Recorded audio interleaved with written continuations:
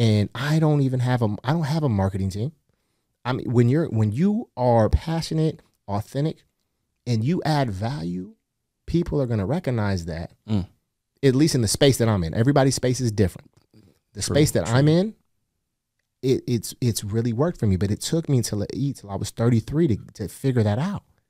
33. I mean, but that's not. But it seems weird, bro. Like now that we're 37, I know for me, I'm really looking at mortality. Like I'm thinking about mortality, bro. Like, but we're still young though. Feeling good. I feel better than I've ever felt. Yeah. Stronger than I've ever been. Yeah, man. So it's like 33. I mean, Jesus was 33. You know, like he got it popping when he was from 30 to 33. You know, so it's like that's about that time. His active years. Yeah, yeah. So that's about that time when you're like really coming to your own. And so but thank God like we've taken action, you know. But even if no matter what age you are, like it don't take long to get popping. Best advice you ever received? Be ambitious with your effort, but be patient with the results. That's a bar. You remember who told you that? Yeah, one of my mentors from when I was doing some other business ventures, he told me that, and I said, damn it, that's good. That's hard. And I use it all the time. Yeah, that's hard. Yep. Most interesting person you met in life? Golly. That's a tough one. It is a tough one. You gotta think about that one. You know what? I know I got one right now. I would tell you my sister.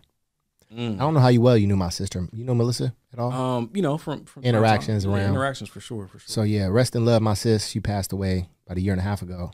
Yeah, rest in power. But man, she was just a transformative human, man. Like to this day, there doesn't go a week that goes by that I don't log on to social and somebody just posting on her page, just thanking her or saying something or just remembering her. Yeah. She was just so interesting, so compassionate, and man, she's had the biggest impact on my life out of any other human.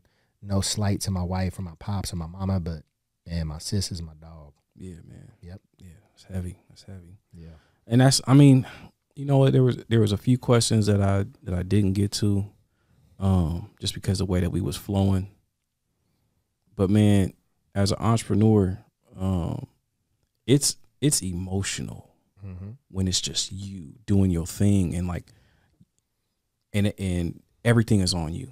Like there's nobody to blame. Yeah. If shit don't work out, it just didn't work out because, oh, what did I do wrong? What? And then so like you have the best of days and you have the worst of days just in your own mind. Yep. With really nothing happening. It's just you analyzing. Yeah.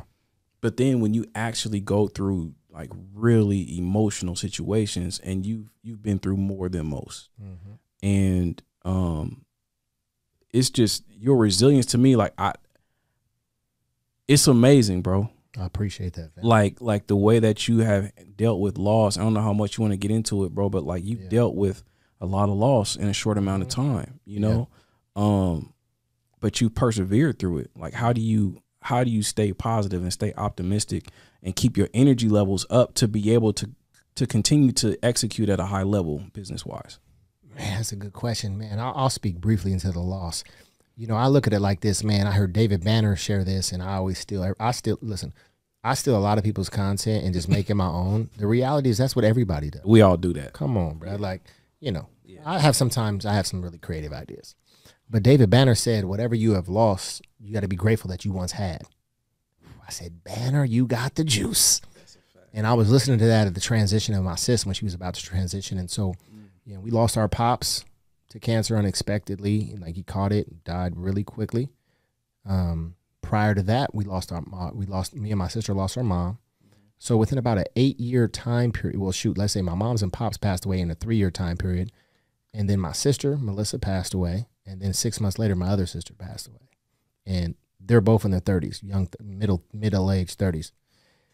And, you know, I just had this immense amount of gratitude, gratefulness, but grieving at the same time. And it really changed me, you know, to be real. Like, I mean, I was having some ugly cry days, just in the car, had a playlist just would listen to it and just would cry, let it out. You know what I mean? And it just was very freeing. And I know that they're with me and I know that they're, you know, still encouraging me. So that's what keeps me pushing. Oh, so everything's about perspective with me, man. And I think I just got a heart of gratitude, and I got that from my pops and my sister for sure. Yeah. And I'm just grateful, man, for every day, every opportunity, and I'm okay with having those failures. Coming back to this, when you're an entrepreneur, I always have the saying, if it's gonna be, it's up to me. And I love that. A lot of people don't like that. Why? Because they're not really that committed. They're going to quit at the first sign of resistance. I'm a person that's going to push through because I know I am not waiting on you to get something done for me. I'm not relying on you to provide for me. I'm providing for me and my family, and that's the reality of the situation.